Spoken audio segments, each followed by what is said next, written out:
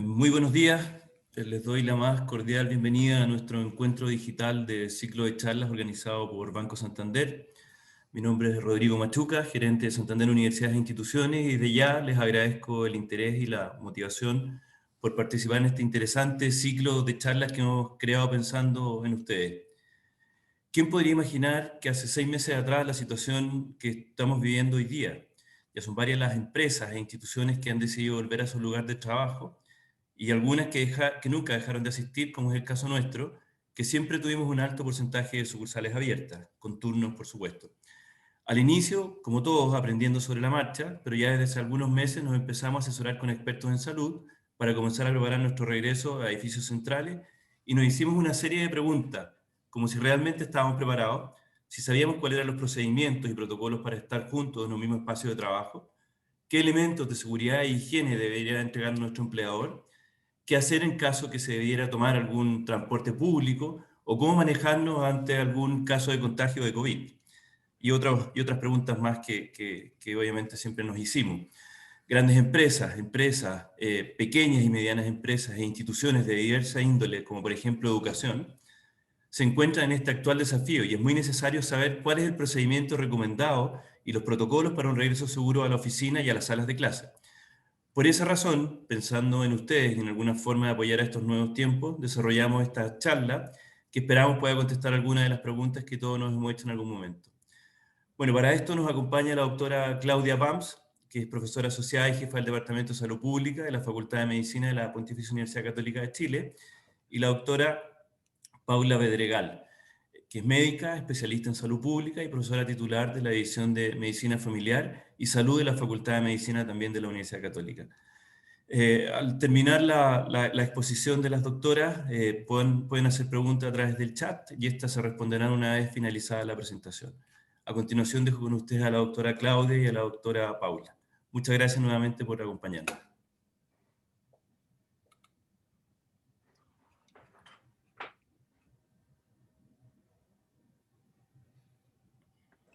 Muchas gracias, Rodrigo. Buenos días. Quisiera saludar a todos a nombre de la universidad y desde Salud Pública. Un saludo especial. Agradecerles por esta instancia para poder conversar sobre este tema tan, tan relevante, cómo prepararnos mejor para poder tener un retorno gradual y lo más seguro posible a los establecimientos educacionales.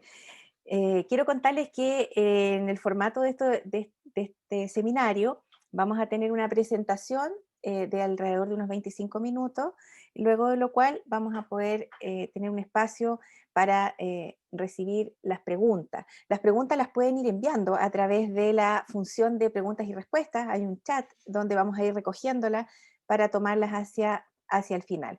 Y también contarles que tanto la presentación como todas las respuestas a las preguntas van a estar a disposición de todos los participantes a través del banco. Así que muchas gracias a Banco Santander por esta iniciativa, por preocuparse de estos temas tan relevantes y a todos los asistentes en este seminario. Los lugares de trabajo y los lugares donde las personas están y donde estudian, donde se desenvuelven, son muy importantes para la salud. Todo lo que hagamos bien ahí va a redundar en salud, en calidad de vida y en cuidado propio y de nuestra familia y comunidades. Así que muy bienvenidos a todos a este seminario. Quiero dejarlos a continuación con nuestra expositora, y es un honor para mí presentarles a mi colega, la doctora Paula Bedregal, quien, como mencionaba Rodrigo, ella es especialista en salud pública, pediatra, doctora en psicología, y ha sido consultora para organismos tan importantes como la UNICEF en el apoyo a la reapertura de establecimientos educacionales en toda Latinoamérica. Y también ha tenido un rol muy importante en el Comité de Pediatría Social de la Sociedad Chilena de Pediatría, justamente tratando de aportar eh, eh, en estos temas que son tan relevantes en un año que ha sido de mucha incertidumbre y de mucho aprendizaje. Pero no queremos quedarnos paralizados en la incertidumbre y en los miedos, sino más bien con toda la información que tenemos, con todo lo que se ha aprendido, unirnos y estar acá para poder conversar, responder las inquietudes que hayan y así estemos todos mucho más tranquilos para este retorno gradual. Así que muy bienvenida, Paula. Veo que ya tienes, está tu pantalla compartida, así que te cedemos el audio para que puedas comenzar la presentación. Bueno, muchas gracias, Claudia, por la presentación y sobre todo muchas gracias a Banco Santander por la oportunidad de poder establecer un diálogo en relación a este tema que ha sido de tanto debate y que está presente en nuestra sociedad como una necesidad importante. Yo les quiero contar que en esta presentación vamos a trabajar básicamente estos temas, ¿no es cierto? Voy a hacer una breve síntesis sobre la situación epidemiológica actual, las recomendaciones internacionales que hay sobre el retorno a la actividad educativa, recomendaciones particulares para los establecimientos y algunos elementos básicos que se deben considerar desde la perspectiva sanitaria para el retorno a clase. Y con eso, digamos, creo que nos puede dar una panorámica general y con la cual podemos iniciar lo más rico que son las preguntas de ustedes. Lo más importante, como dijo muy bien Claudia, es que el COVID llegó para quedarse. Entonces vamos a tener que acostumbrarnos a vivir con esta situación. El COVID-19 es un aprendizaje permanente y lo hemos visto y ustedes por los medios de comunicación social saben, ¿no es cierto?, que cada vez aprendemos cosas nuevas y cada vez nos sorprende más. Otra cosa muy importante que hay que tener presente a propósito del retorno a clases, ¿no es cierto?, es que no tendremos vacunas para los niños, las niñas y los adolescentes hasta por lo menos el 2022. Y esto ojalá la tengamos antes, ¿verdad? Pero la verdad es que los grupos prioritarios son los grupos de mayor edad, dado las características que tiene la gente, por lo tanto vamos a tener que pensar que esto se nos puede retardar un poquitito más. Además, han habido ciertos problemas con las vacunas y eso no hay que desconocerlo. Por lo tanto, vamos a tener que vivir con incertidumbres y flexibilidad, pero no con miedo, y eso es muy importante irlo trabajando. La clave, y esto es una clave que ustedes van a ver a lo largo de toda la presentación, es el autocuidado, el cuidado de mi entorno cercano, en particular el cuidado físico y el cuidado en mi salud mental. ¿Cuál es la situación epidemiológica actual en Chile? Ya tenemos cerca de 500.000 casos de personas que han tenido la enfermedad. Eso significa que de alguna manera han quedado inmunes. Tenemos alrededor de 13.000, sobre 13.000 fallecidos, lamentablemente. Y si ustedes ven en el gráfico de este lado, tenemos una curva que muestra cómo se ha comportado la epidemia en Chile, ¿no es verdad? Y vemos cómo de alguna manera hemos llegado a una situación bastante más estable, en la cual todavía tenemos un número importante de casos que ha ido en descenso, pero está relativamente estabilizado, ¿no? No hemos llegado a los niveles previos a la pandemia y es muy poco probable que lleguemos a esta condición que estamos acá, que se observa acá, dado las condiciones de transmisión de este agente. Por otra parte, sabemos que este virus, ¿no es cierto?, afecta prioritariamente, ha afectado a estos grupos de edad en que se ven aquí, este caso de mujeres, ven ustedes que el grupo en edad productiva es el grupo que se ve más afectado en términos de número, ¿verdad? Lo mismo sucede en el caso de los hombres, y esto tiene que ver porque son las personas que más están en contacto con otros, ¿no? Pero lo que sí es muy importante tener en consideración es que las personas que tienen más riesgo de tener agravamiento de la enfermedad son aquellas personas que tienen mayor edad. Entonces, ustedes se fijan en esta curva, en la medida que aumenta la edad, ¿verdad?, tanto en hombres como en mujeres, va aumentando el número de casos hospitalizados en el país, ¿no es cierto? La tasa, el riesgo de tener una hospitalización. Por lo tanto, estos son los grupos que uno debe proteger importantemente, pero sin embargo, estos grupos que tienen menos riesgo, también vemos que se enferman de manera importante. ¿Qué sabemos sobre COVID y entornos educativos para manejar mejor esta incertidumbre? Lo que ya dijimos, que niños y adolescentes y los jóvenes tienen un menor riesgo de morir o tener discapacidad producto del COVID-19. Es cierto que hay un cuadro muy grave, ¿no es cierto?, que es el síndrome multiinflamatorio, ¿verdad?, que se ha visto en los niños pequeños, ¿verdad?, pero la verdad es que afecta a un número muy chiquitito de casos. ¿Cuán fácil se contagian los niños o los más jóvenes? Tenemos un nivel de incertidumbre importante en los menores de 15 años. ¿Qué tanto se contagian entre a otros? La verdad es que no sabemos muy bien cuál es el nivel de contagiosidad que producen los niños y niñas más pequeños, menores de 15 años. Esto, por ejemplo, en el caso de influenza, nosotros sabemos que son una fuente de contagio muy importante. ¿Cuál es el papel que juega la transmisión aérea, verdad? La verdad es que todavía no tenemos certidumbre al respecto. Se piensa que puede haber transmisión aérea importante, pero todavía hay evidencias científicas que dicen que sí y otras que dicen que pareciera que no es tanto como el caso de la influenza. ¿Qué medidas de mitigación son las más relevantes en contextos educativos? Y esto es algo que sí sabemos.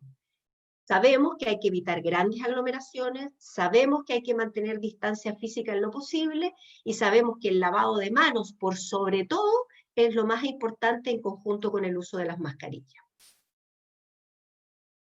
¿Cuál es el riesgo que tiene la educación remota y el confinamiento? Porque estamos hablando de esto de, ¿no es cierto?, de volver a retornar a las actividades educativas, ¿no es cierto?, presenciales.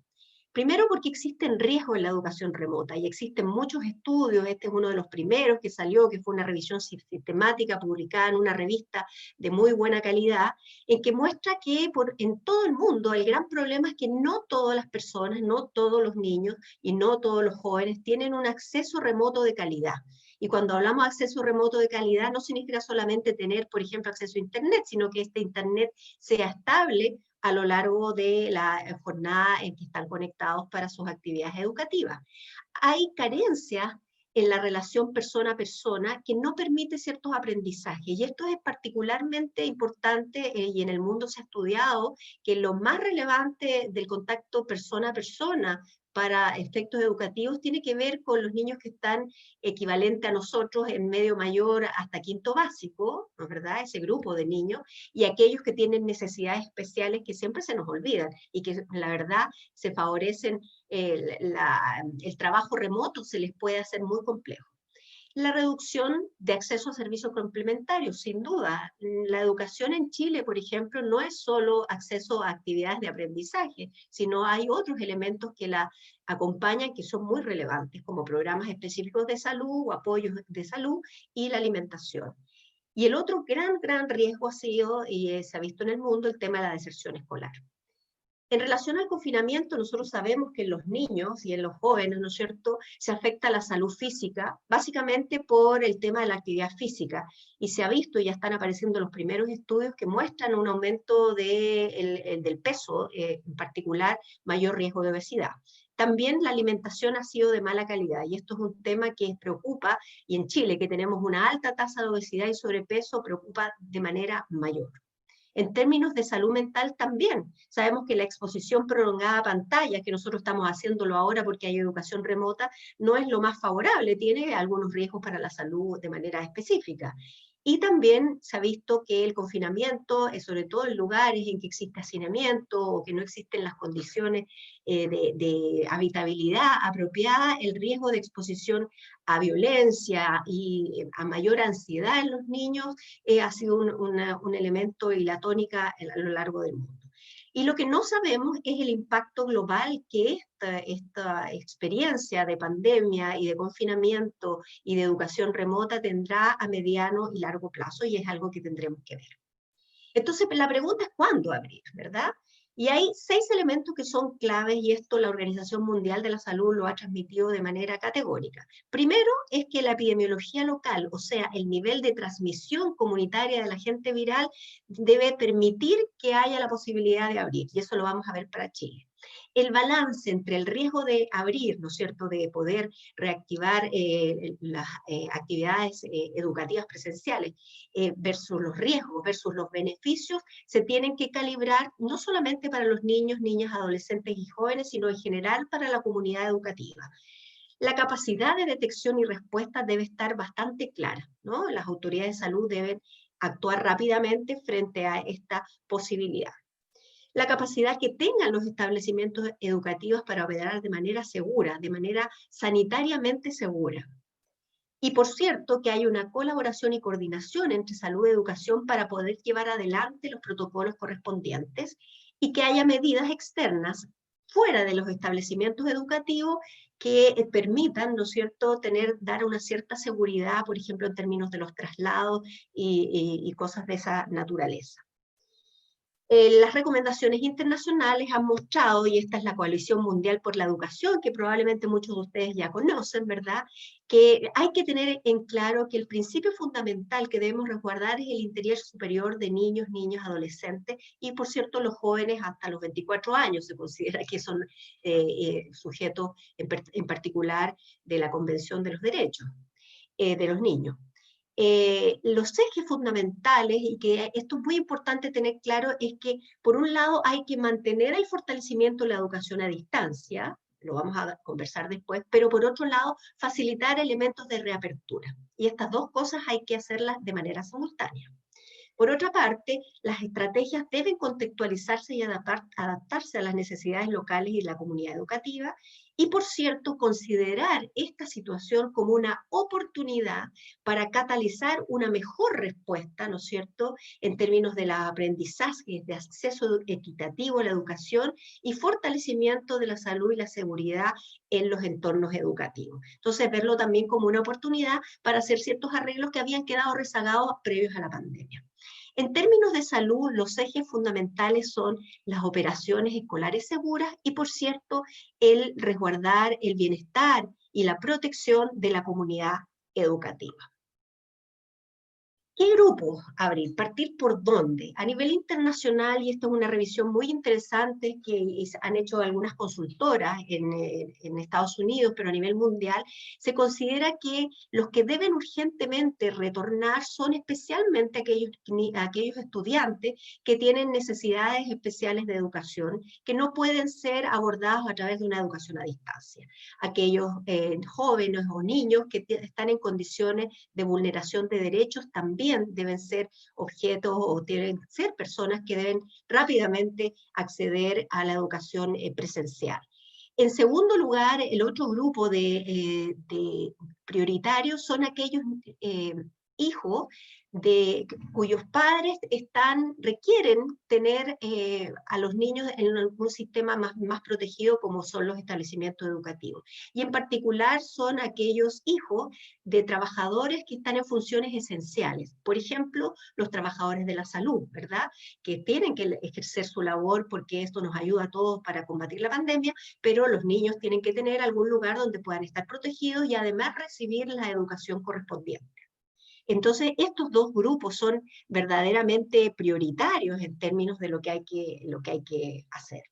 Y por cierto, el tercer grupo serían aquellos estudiantes que están en fases de transición educativa, ¿no? Aquellos niños que están, por ejemplo, entrando al kindergarten, a establecimientos educacionales más grandes, más masivos, ¿no?, desde jardines infantiles a escuelas, a colegios, o aquellos que están trasladándose desde educación básica a educación media, o aquellos que están desde educación media saliendo a educación superior. Entonces, esas transiciones también es el otro grupo prioritario. Y aquí simplemente mostrarles cuál es la recomendación que hacen algunos profesionales a nivel internacional, considerando cuáles son las capacidades que deben tener los establecimientos y a nivel de la economía global de los países, cuáles deben ser los grupos más prioritarios. Entonces, ¿qué pasa en Chile? ¿Cuál es la estrategia en Chile? Porque estos son como los elementos que yo les he contado a nivel internacional, pero en Chile nosotros tenemos las orientaciones que nos ha puesto el Ministerio de Educación al respecto, que ha trabajado de alguna manera en conjunto con las autoridades sanitarias.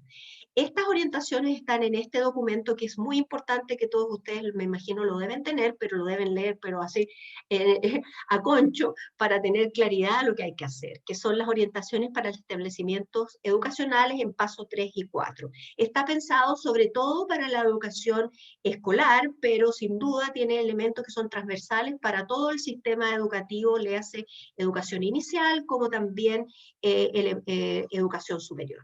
Y nos habla de que la reapertura podemos estarla pensando en este momento, ¿no es cierto?, en la fase de preparación y en la fase 4, que es la fase de apertura inicial. Este documento tiene 3 anexos que son muy importantes desde la perspectiva sanitaria, que es el protocolo de medidas sanitarias para los establecimientos de educación escolar, los protocolos de limpieza y desinfección para estos establecimientos, y los protocolos de actuación en casos confirmados o sospechosos de COVID-19 en los establecimientos educativos. En Chile hay 3 principios que se han considerado fundamentales para el tema de la reapertura, y quiero recordárselos simplemente. El primero es que la reapertura es voluntaria, es decir, los establecimientos en localidades que están en esta fase, en fase 3 o 4, pueden evaluar la posibilidad de abrir, ¿no? Y si el establecimiento de un estudiante abre, también existe la posibilidad que los padres voluntariamente accedan a que sus hijos vayan a la educación, se incorporen o no en forma presencial.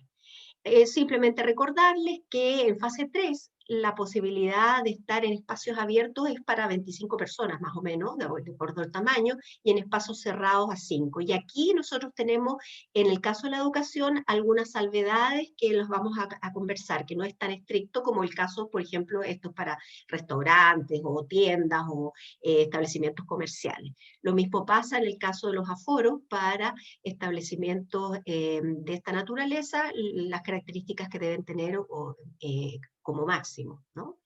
Bueno, tenemos el tema de la voluntariedad. Por otro lado, el tema de la seguridad. Debe haber un cumplimiento de las medidas sanitarias y los protocolos de prevención definidos en conjunto con el Ministerio de Salud y aterrizados, y esto es lo más importante, aterrizados al nivel del establecimiento educativo. Y, por cierto, el otro componente que es clave, que es la gradualidad. Y la gradualidad implica que a qué grupo se le da prioridad para el ingreso, como vimos a nivel internacional cuáles eran, ¿no es cierto? En el caso chileno se ha propuesto que en primer lugar ingresen los mayores, que son aquellos que están tercero y cuarto medio, básicamente pensando en la educación técnica superior, ¿verdad? Porque esos grupos de estudiantes que están en esas etapas requieren de actividad que es muy parecido a lo que se hace en el mundo de las empresas, ¿verdad? Porque se están preparando para hacer una actividad más bien laboral temprana, ¿verdad? Entonces requieren un espacio presencial, fundamentalmente por eso. Y también se ha pensado porque este grupo podría ser más fácil de manejar en términos de las medidas de seguridad y de control sanitario. Pero en todo caso, el pensamiento es que exista flexibilidad de acuerdo a las condiciones de cada uno de los establecimientos. Y sin duda la educación superior es un tema particular y que también se le ha indicado que tiene que ser lo más flexible posible.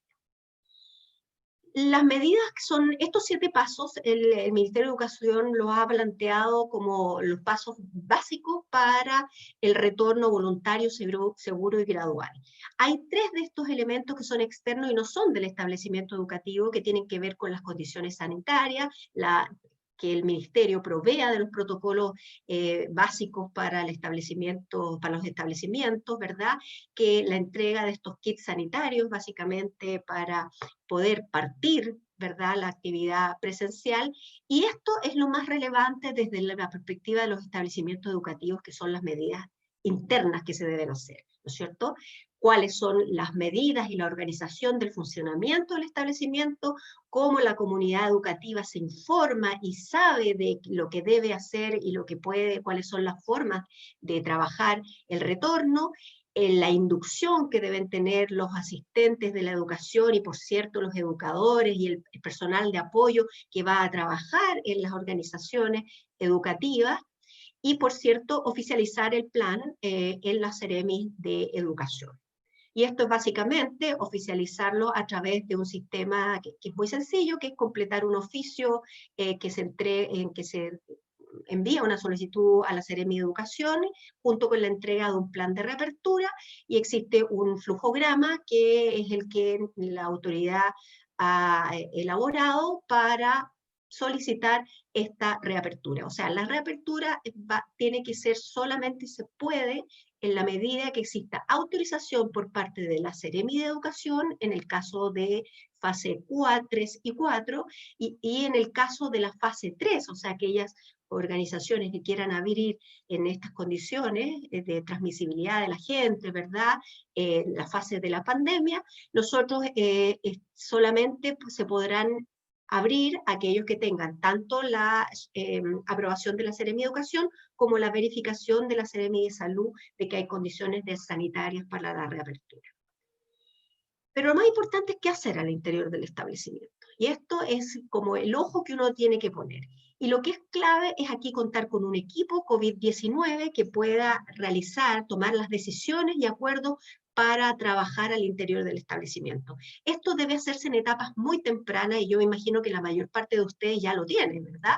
Se sugiere que haya dentro de ese equipo una persona, al menos, que sea una suerte de gestor sanitario y que se preocupe de los elementos que tienen que ver con la gestión de salud al interior de los establecimientos.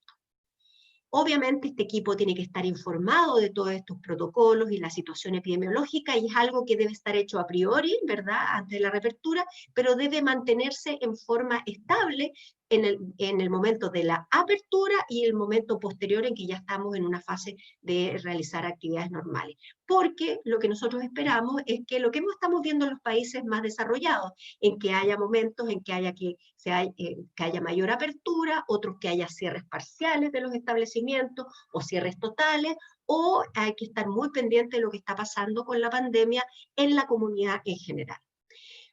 Obviamente es importante tener un diagnóstico de la situación de salud y sanitaria del establecimiento, cómo están las personas, cuáles son los grupos de más riesgo dentro de mi establecimiento, cuál es la calidad de mi infraestructura, cuál es la disponibilidad de agua, por ejemplo, agua en forma permanente, ¿no es cierto?, que es clave para el lavado de manos, el manejo de los residuos, lo que es basuras, baños, ¿no es verdad?, tienen que estar impecables, los espacios, cómo se van a trabajar los espacios para mantener la distancia física, ventilación e iluminación, qué calidad de equipamiento tengo, cuáles superficies son desinfectables, cuáles no, y qué otros requerimientos necesito, por ejemplo, en términos de mantener el aseo y el higiene al interior del establecimiento, qué apoyo financiero necesito para cumplir ciertos estándares mínimos, eso hay que trabajarlos antes, no trabajarlos, y por supuesto hay que irlos ajustando en la medida que uno está instalándose.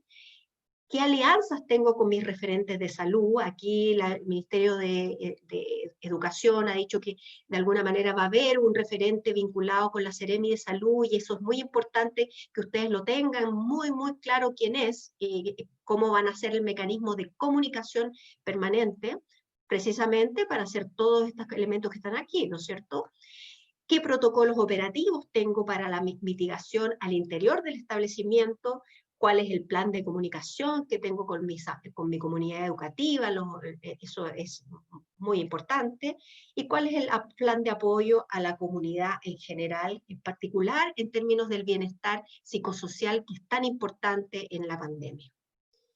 Recomendaciones muy importantes para la reapertura, no olvidarse estar alerta de aquellas inequidades que se puedan producir en relación a la salud de los estudiantes, ¿no es cierto? Aquellos estudiantes que tengan factores de riesgo o que estén en condiciones muy complejas, hay que tenerlos claro o tenerlos, ¿cómo se llama?, con particular observación, los riesgos en los estudiantes en salud física y mental, y por cierto, en los riesgos de un acceso dispar, particularmente en el hogar, a ciertos elementos básicos que tienen que ver con agua, jabón, alcohol gel, idealmente, si se puede, hábitos de higiene familiar y hacinamiento.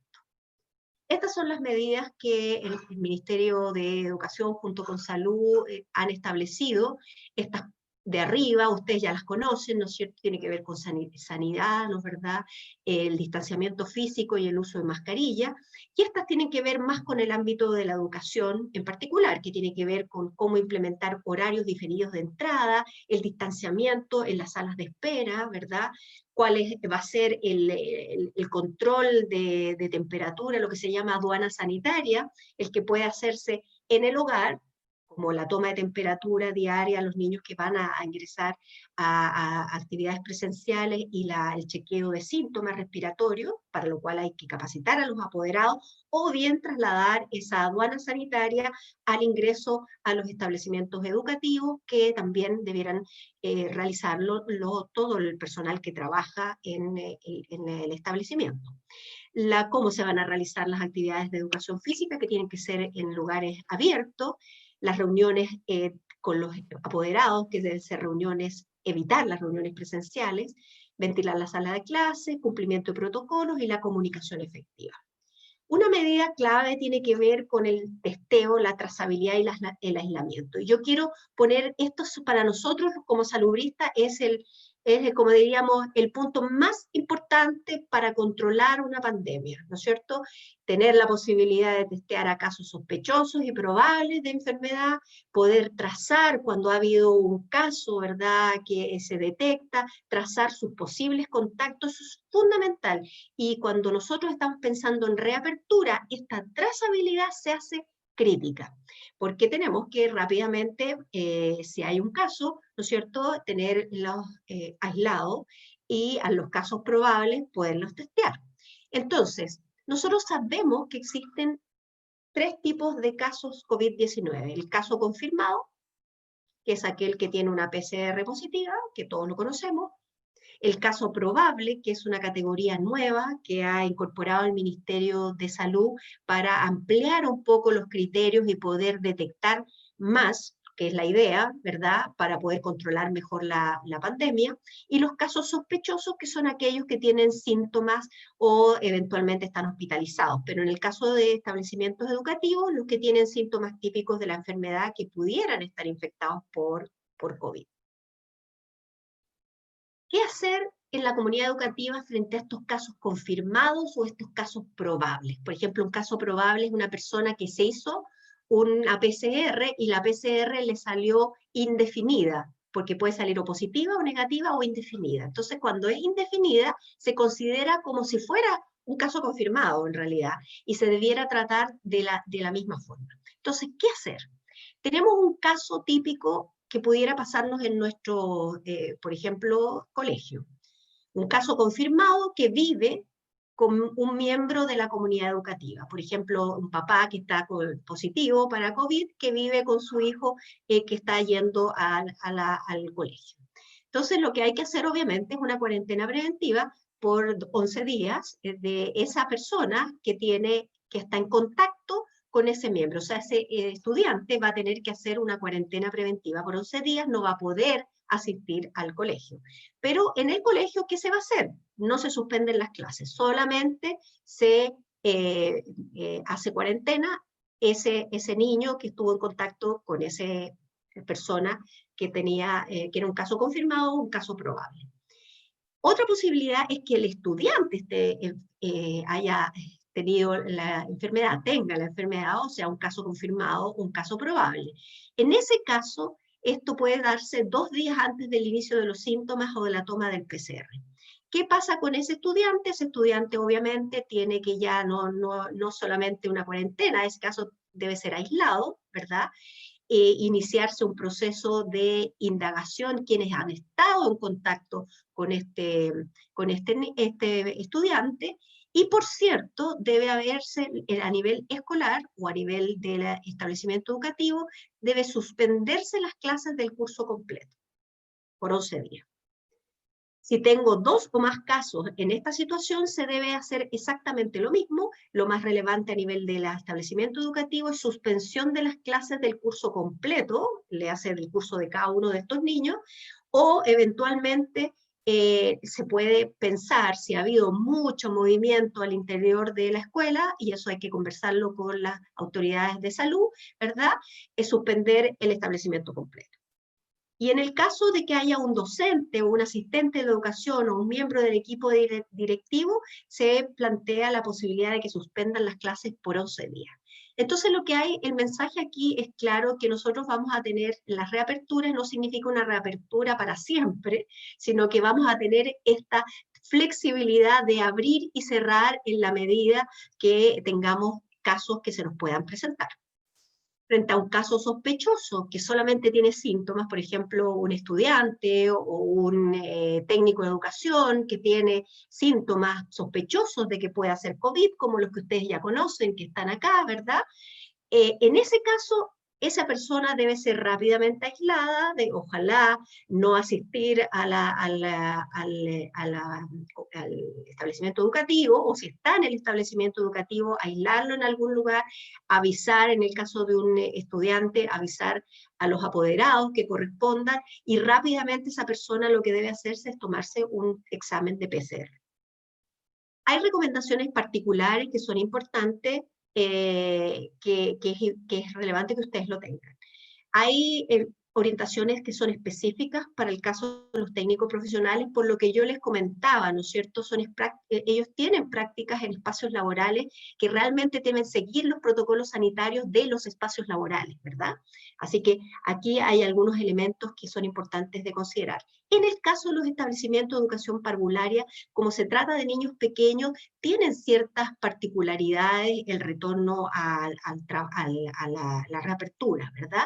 Y aquí hay una resolución bastante reciente de la Superintendencia de Educación, esto es la Intendencia de Educación Parvularia, ¿verdad?, sobre cómo debieran impartirse o la supervisión de los criterios de calidad para la atención de estos niños, ¿no? Y uno de los elementos centrales, por ejemplo, que se pregunta mucho es sobre el uso de las mascarillas, y ahí hay que ser sumamente categórico.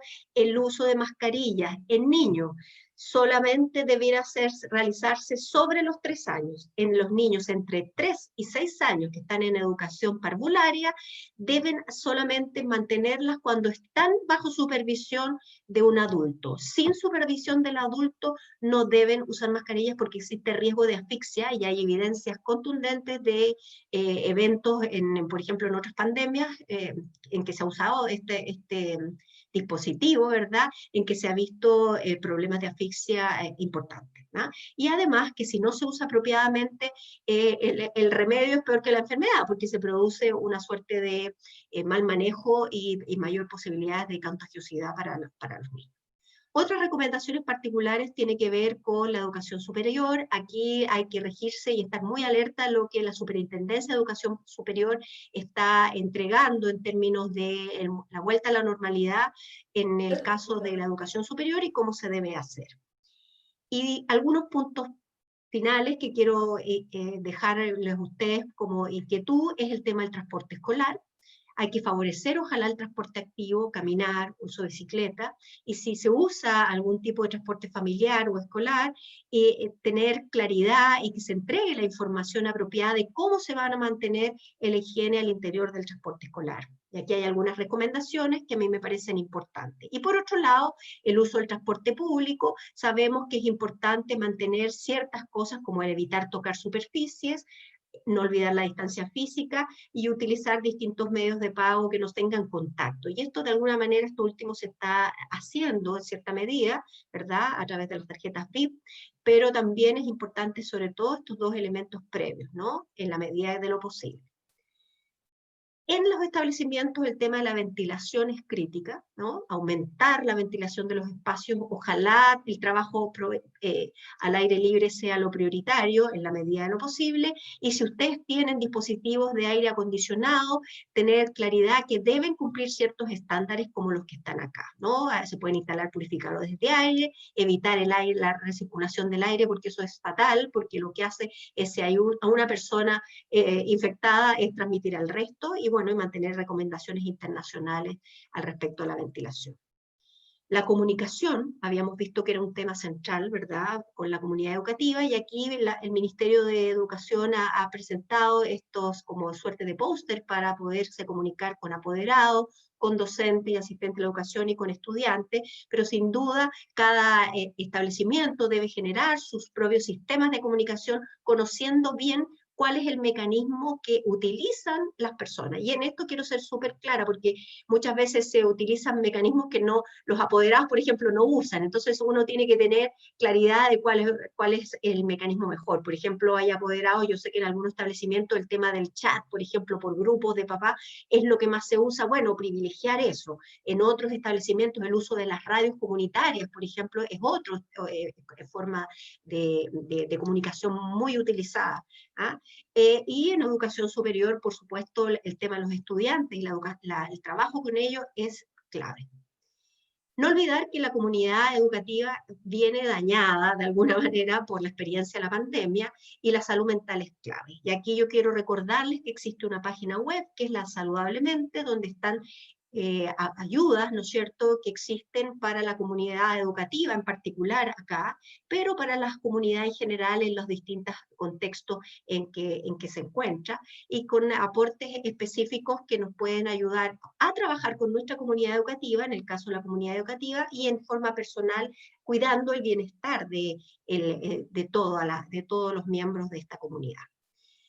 Finalmente, algunas buenas prácticas que son importantes. Uno de los temas más sencillos, ¿no es cierto? Y yo les invito a ustedes que hagan y construyan sus listas de verificación o listas de chequeo del cumplimiento de los estándares mínimos para la reapertura, pero que no los usen solamente para la reapertura, sino que los utilicen en el seguimiento. Y aquí hay 2 páginas web que les puede servir, donde hay algunos ejemplos de listas de chequeos que pueden ser utilizadas y deben ser adaptadas a las condiciones de cada uno de los establecimientos.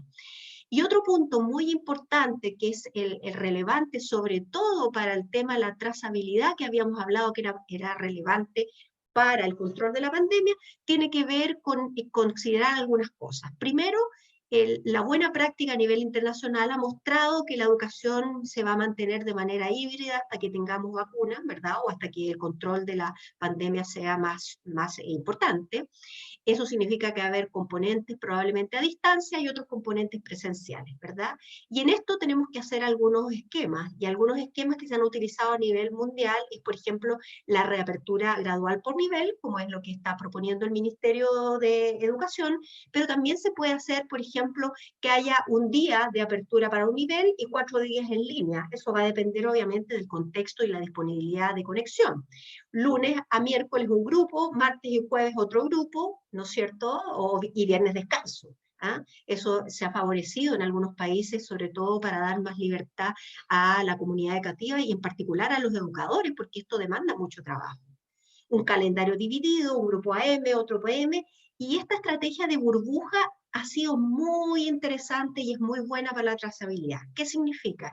Que hay un grupo de estudiantes que está en una sala de clases con su equipo de educadores o educadores, y estos durante el día se mantiene ese grupo, esa burbuja, de manera estable y circula por el establecimiento educativo como si fuera una burbuja, o sea, siempre juntos, ¿no?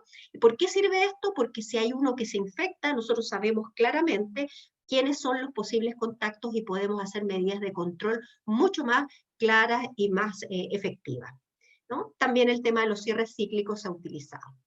No olvidarse finalmente de la salud de los trabajadores, ¿verdad? Y que uno puede apoyarse en los establecimientos educativos con las mutuales de seguridad que tienen herramientas, ¿no es cierto?, y guías para el trabajo y el retorno seguro en los contextos laborales que pueden ser de utilidad y pueden complementar lo que podamos trabajar al interior de las comunidades educativas.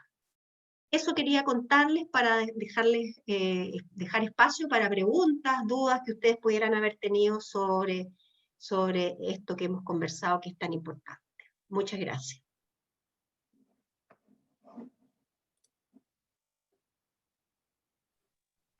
Muchas gracias, Paula, por esta interesante presentación. Hay muchos temas, muchos detalles, ¿cierto?, en la implementación de estos planes, así que agradecerte por la presentación y también a todos quienes están participando del seminario por las preguntas que han ido enviando, animarlos a que sigan enviando preguntas, todavía tenemos espacio para acoger varias preguntas. Te voy a transmitir, Paula, algunas de las preguntas que nos han llegado para que podamos responderlas en vivo.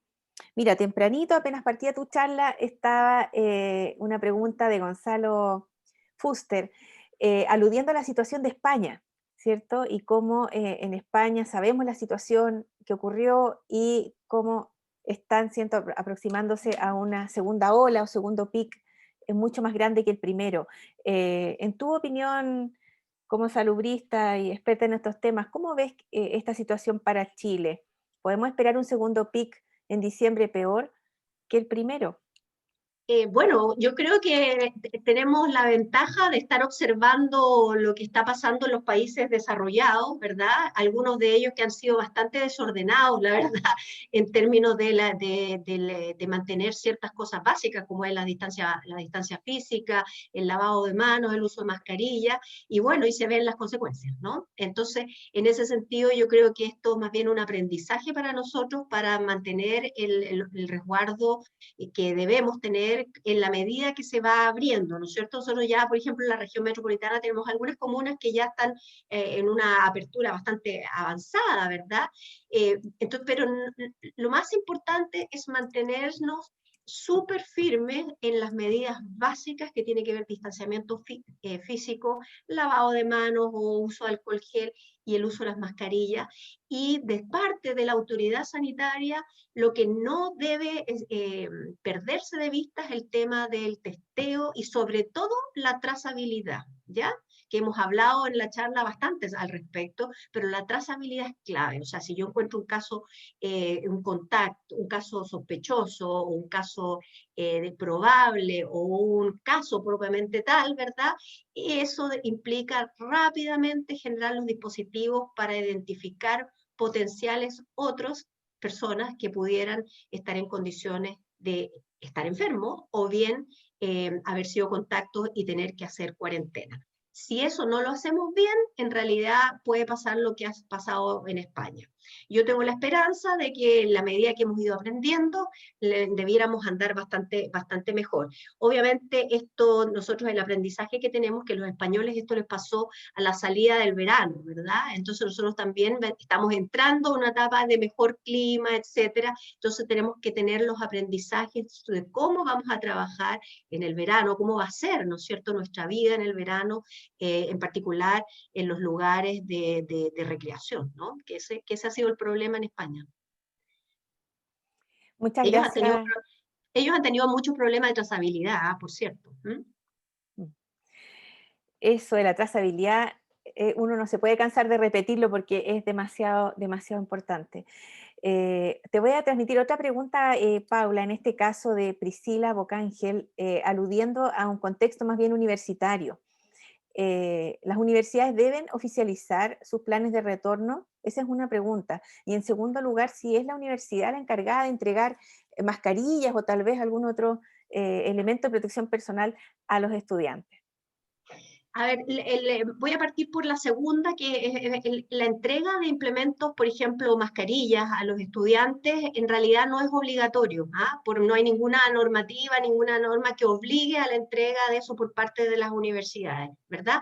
Ahora, lo que sí está súper claro, y yo lo puse en alguna parte de la presentación, es que hay que estar alerta a aquellos estudiantes que por razones socioeconómicas o vulnerabilidad, ¿verdad?, no puedan tener los implementos necesarios. Y es ahí donde yo creo que las universidades, los establecimientos de educación superior tienen un rol en este contexto de inclusión, ¿verdad?, de proveer de ciertos elementos que son centrales para que se pueda realizar de buena forma su retorno. Por lo tanto, más bien es el conocimiento del tipo de estudiantes que tenemos y sus vulnerabilidades es lo que nos debe guiar esta práctica. En la medida de lo posible, por cierto que uno debe dar los apoyos necesarios. Y de hecho algunas instituciones lo han estado haciendo, lo mismo que el tema del acceso a Internet durante la época de cierre, que hemos estado en confinamiento. Y la otra pregunta sobre si deben oficializar sus planes, en realidad la oficialización de los planes tiene que hacerse vía la Superintendencia de Educación Superior, a diferencia de la Seremi, en el caso de la Seremi de Educación, eso es para los establecimientos escolares y de educación inicial. En educación superior, como yo les comentaba, digamos, los que están supervisando es la superintendencia, básicamente, ¿no? Así que de ahí, con ellos, hay que vincularse con ellos. Muchas gracias, Paula. Mira, y en relación con la pregunta anterior, también Laura Jauregui quisiera saber si hay alguna universidad extranjera que en particular tú quisieras recomendar como aquella que uno pudiera ir a mirar, entendiendo que hay tanta información por tantos lados, ¿cierto? ¿Alguna que en particular tenga buenos protocolos a seguir? Sí, bueno, una universidad que ha sido, pero bueno, nosotros la tenemos muy cerca también y la conocemos bastante bien desde la universidad, pero la Universidad de Harvard ha sido especialmente y tiene unos protocolos bastante buenos y uno se puede contactar con ellos para solicitar apoyo. ¿Ah? Ellos han sido especialmente rigurosos en términos de cómo han hecho el procedimiento o la estrategia de aterrizaje en su comunidad y son especialmente cuidadosos, ¿no? En términos de lo que está sucediendo. Eso es como una universidad que sabemos que es líder a nivel internacional, etc. Hay universidades más pequeñas que han estado trabajando en estas medidas que son con menos recursos, ¿no es cierto? Y dentro de ellas hay un consorcio de universidades en Estados Unidos, que son el consorcio de universidades más estatales, que ellos mismos han generado una serie de protocolos, particularmente para el tema del retorno, porque obviamente una cosa es el presupuesto que tiene la Universidad de Harvard para poder hacer toda una serie de cosas que ellos están haciendo, y otra cosa es lo que ha pasado en aquellas que tienen menos recursos, ¿no? Entonces yo diría que podríamos, pues esos dos son dos polos distintos que nos pueden servir digamos, de recomendación, ¿no? Muchas gracias, Paula. Y también nosotros desde la UC, toda la información está en la web y puede servir para otras universidades que quisieran acceder a los protocolos que nos ha tocado a nosotros mismos ir implementando. Así que también eso está todo disponible en nuestra página web para compartirlo con quienes pudieran usarlo. Mira, un caso, aquí Víctor Hernández, Paula pone un caso para ver si tú le puedes ayudar a disipar esta duda, ¿cierto? Dice un colegio en el paso a paso en fase 3 en Santiago Centro, ya le indica la normativa que no puede realizar un evento con más de 25 personas en espacios cerrados, pero en la ficha del paso a paso laboral dice que pueden haber hasta 50 personas. ¿Qué le recomendarías para despejar esta duda? Claro, bueno, en fase 3 en Santiago Centro hay que tener cuidado y siempre la verdad es que hay que ser lo más estricto posible, ¿no? Siempre que la autoridad existan discrepancias entre, por ejemplo, lo que usted me está mencionando ahí, 25 personas o 50 personas, ¿verdad? Lo que debe priorizarse siempre es lo que nosotros en salud pública llamamos un criterio prudencial, ¿no? Entonces, tratar de ser con el tejo un poquito pasado y tratar de ser con el menos número de aforo de personas, ¿no es cierto?, en el aforo posible. Básicamente por una medida de restricción. Ahora, si no es posible, eventualmente yo podría trasladar a 50, pero la verdad que 50, yo les mostré los aforos que son posibles, y la verdad es que eso es mucho, ¿eh? Es mucho para una actividad en fase 3. ¿Ah? En fase 4 es distinto, porque sí es posible. Mm. Muchas gracias, Paula. Mira, dos personas han estado preguntando por el tema de los traslados y cómo uno podría tratar de aproximarse o recomendar tanto el transporte de los funcionarios como de los mismos estudiantes, especialmente universitarios que usan el transporte público. ¿No es ese un foco de contagio? ¿Cómo nos aproximamos a esa situación que es tan real? Sí, esta es una pregunta que en todos los foros que me ha tocado participar en el mundo, sale pero siempre, y eso ha sido un tema de preocupación, sobre todo en los países desarrollados, por ejemplo, en que, bueno, teníamos el caso, y eso es una anécdota, el caso de Dinamarca con unos colegas, estuvimos conversando, bueno, ellos, la mayor parte de ellos se trasladan, los colegios están cerca y se trasladan en bicicleta, ¿no? Los estudiantes, o caminan, ¿verdad? Que es lo mejor, o sea, el transporte activo, por lejos lo que uno debiera priorizar si tiene los establecimientos educativos cerca. El problema es que en Chile no lo tenemos así, ¿no? La mayor parte de los lugares tienen que desplazarse mucho. Entonces, lo ideal es evitar el transporte público, y eso es lo que ha sido la recomendación internacional, porque las condiciones no son siempre las apropiadas. Entonces, ¿qué ha sucedido en otras partes del mundo? Les estoy contando. O sea, ha sucedido que las comunidades educativas se han organizado y han generado, por ejemplo, transporte propio. Lo que pasa es que implica recursos, pero a veces se han conseguido, incluso en las propias comunidades, recursos para tener una suerte de buses, digamos, o medios de transporte más pequeñitos, que son los que se recomiendan, para trasladar a los estudiantes, y en los cuales pueda uno hacer mayor control sobre las medidas de higiene. Eso es lo que han hecho en algunos países más desarrollados. En la región, en Latinoamérica, la verdad es que lo único que ha quedado es básicamente usar el transporte público, porque no queda otra, pero sí estar muy alerta, ¿no es cierto?, en cuál es el recorrido que tiene ese estudiante, de manera de estar atento a eventualmente si tiene la infección, si se infecta, si se enferma, ¿verdad? Poder realizar un buen ejercicio de trazabilidad de la enfermedad, ¿verdad? Para identificar potenciales contactos. Pero eso es como la experiencia que ha sucedido, que sucede en el mundo. La verdad es que es un tema complicado, y ahí las autoridades que están a cargo del transporte público son las que tienen que tener claridad, y en particular en los horarios punta, dar todas las facilidades para que no existan grandes aglomeraciones, y que exista una posibilidad de un transporte más controlado y con cierto resguardo en términos de distancia física, sobre todo. ¿Ya? La mascarilla, eso sí que no hay que sacárselas por ningún motivo, y el lavado de manos a la salida de la casa y a la entrada al establecimiento educativo, de todas maneras, porque eso es lo único que nos puede proteger en caso de transporte público. Muchas gracias, Paula. Muy importante entonces que los establecimientos conversen este tema en particular, porque hay que tener claridad y estar abierto a nuevas preguntas. Mira, estamos ya llegando casi al término de esta sesión. Hay muchas preguntas que siguen llegando, las vamos a contestar, las que no alcancemos ahora en vivo, las vamos a contestar después, y hacérselas llegar junto con la presentación a todos los participantes. Eso lo vamos a coordinar con Banco Santander para que la puedan recibir.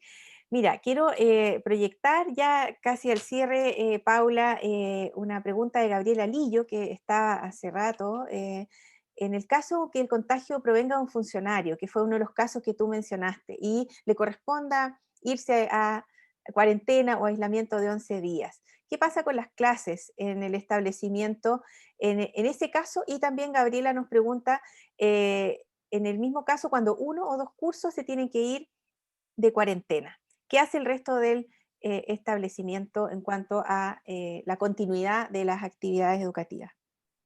Muy buena pregunta, porque tiene que ver con lo que de alguna manera yo también les comentaba, en que hay que tener claridad que el tema remoto no es que desaparezca con la reapertura, ¿no es cierto? El tema remoto llegó para quedarse por un buen tiempo, ¿no?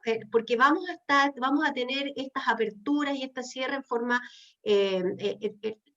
reiteradamente, ¿ya? Y eso va a ser así, porque eso es la experiencia que hemos visto en los países más desarrollados, etcétera. Entonces, hay que tener, como digamos, el plan B, ¿no? Y por eso es que algunos establecimientos educativos que han tenido reapertura siempre tienen durante la semana un día que lo tienen establecido para ir mirando, y con este equipo COVID del establecimiento, ir mirando cómo se va a ir dando el proceso de aprendizaje en los estudiantes y cómo tener los dispositivos a distancia listos o adaptados en caso que hubieran estos cierres para algunos cursos, etc. Entonces, eso es lo que yo quisiera comentar, y me parece muy buena su pregunta, Gabriela, porque hay que tenerlo muy claro que se sigue por 2 carriles y se trabaja en 2 carriles, ¿no? De manera obviamente esto genera mucha demanda para los profesores, entonces, por lo tanto, el tema del cuidado a los profesores es relevante, se hace especialmente relevante, ¿no? Esa podría ser mi respuesta. Muchas gracias, Paula, y gracias a los más de 100 participantes de este seminario ahora en la mañana. Se nos fue el tiempo volando, hubiéramos querido tener mucho más tiempo para preguntas en vivo, pero ya es el momento de cerrar, así que solamente agradecerte, doctora Paula Bedregal, salubrista, pediatra, y una gran investigadora que está haciendo muchos aportes para el apoyo a los establecimientos educacionales y la salud de niños, niñas y adolescentes en nuestro país. Así que muchas gracias, Paula, por esta presentación, a todos por participar, y volvemos ahora con Rodrigo Machuca, que va a hacer el cierre de parte de Banco Santander. Gracias, doctora Claudia. Muchas gracias, doctora Paula, por la excelente y entretenida presentación. Y también aprovecho de agradecerles que hoy día estamos concluyendo una parte del ciclo de charlas que hicimos con un montón de clientes de empresas, de regiones, y hoy día quisimos hacer un especial para la educación. Así que nuevamente agradecerle a la doctora Claudia y a la doctora Paula por esta muy buena y entretenida presentación. Y a nombre de Banco Santander, a nuestros queridos clientes, esperamos que esta presentación haya sido de su agrado. Esperamos poder aportar de alguna forma a vuestro retorno seguro. Y como dijo la doctora Claudia, cualquier duda o información adicional, por favor, canalizarla con sus ejecutivos de cuenta. Les vamos a enviar la presentación y también todas las preguntas que no alcanzaron a quedar respondidas. Bueno, y por último, agradecerles que nos hayan acompañado, les deseamos el mayor de los éxitos y para que ustedes y el país podamos seguir progresando. Así que muchas gracias, que les vaya muy bien.